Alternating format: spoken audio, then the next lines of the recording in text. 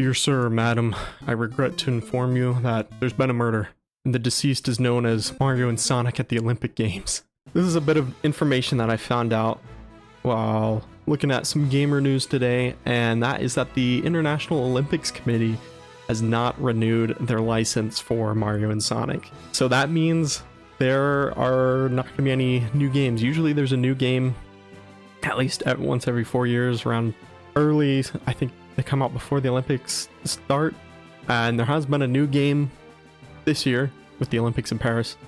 The last one I believe was the Tokyo 2020. But yeah, they decided to let the license lapse according to this Eurogamer article. So speaking with Eurogamer, a veteran behind the series has now said the decision to end the popular Mario and Sonic franchise rested with the IOC, which chose not to renew its licensing deal with Nintendo and Sega and allowed it to lapse in 2020.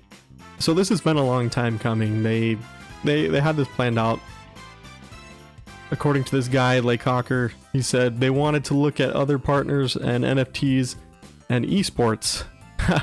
Shocker there. And this guy who worked on almost every series entry in the series, he said basically the IOC wanted to bring it back to themselves internally and look at other partners so they would get more money. So that's kind of putting it bluntly. They weren't making as much money as they used to with the Mario and Sonic games, so they wanted to resend those cheeks and spread them somewhere else.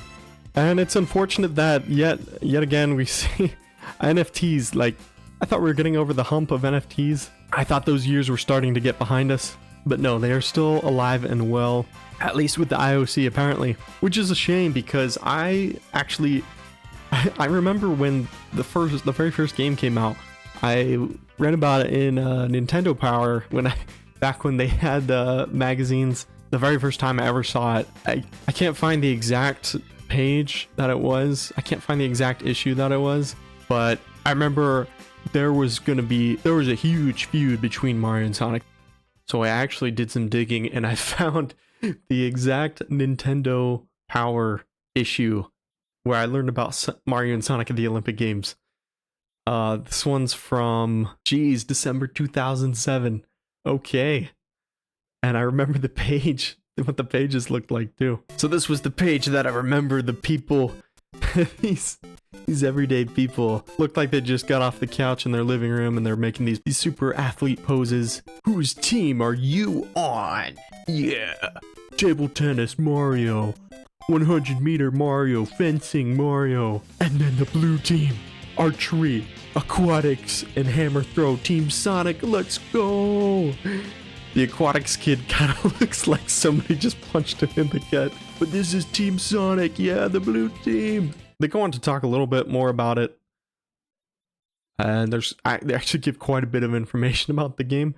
I can't remember if the game was out by then. Yeah, I think the game already was out by this time. If this is 2007, I think the first one did come out in 2007. So this is December of that year, then the game's already been out. So they're just kind of advertising it here, talking about it.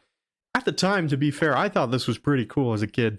I mean, look, you see all the Sonic characters at the bottom. Oh man, I'm already mapping out who I'm going to play as. I want to play as Knuckles, Shadow, Vector, my man from Sonic Heroes. I remember that guy. And then we got the Mario team. They're using the same Mario images that they used for like 20 years.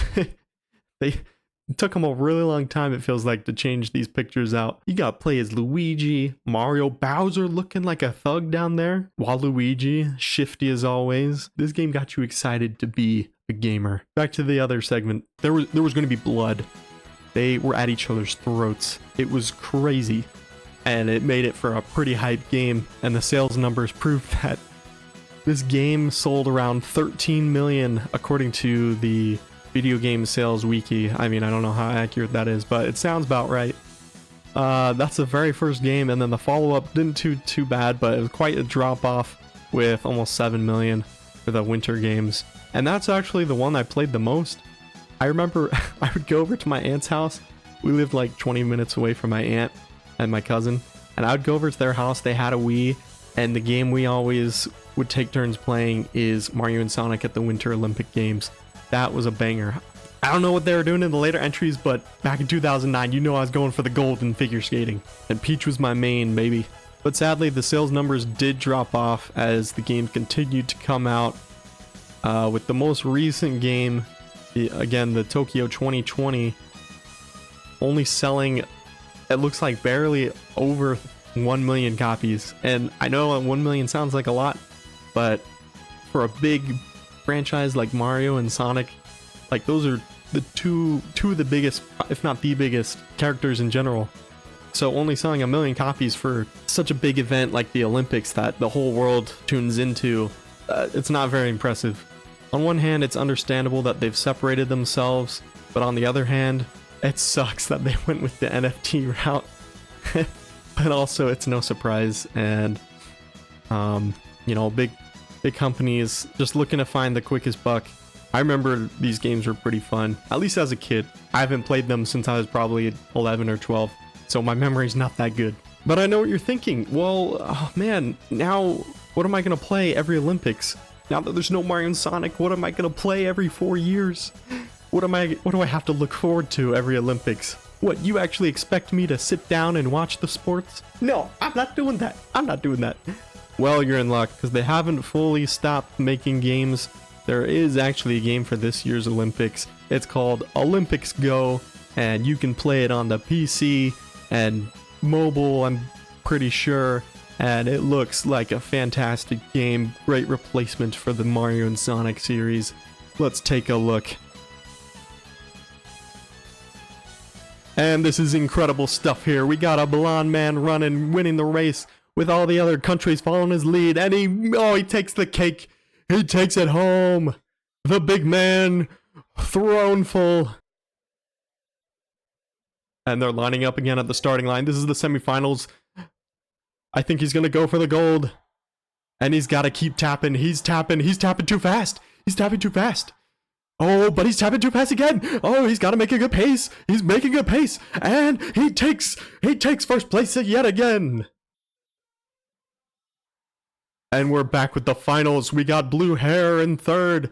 And we've got the blonde man in the eighth rack, whatever it's called, and they're getting set and they're getting ready to click, and they're going fast. He's keeping up his clicks. He's going on moderate pace. There's no way he can lose now. He's on his way. He's going fast. He's not going too fast though, and he takes the gold. He takes the gold with a 10.85. Whoever thought that throneful from this country would ever take first place? He takes the gold. God bless America.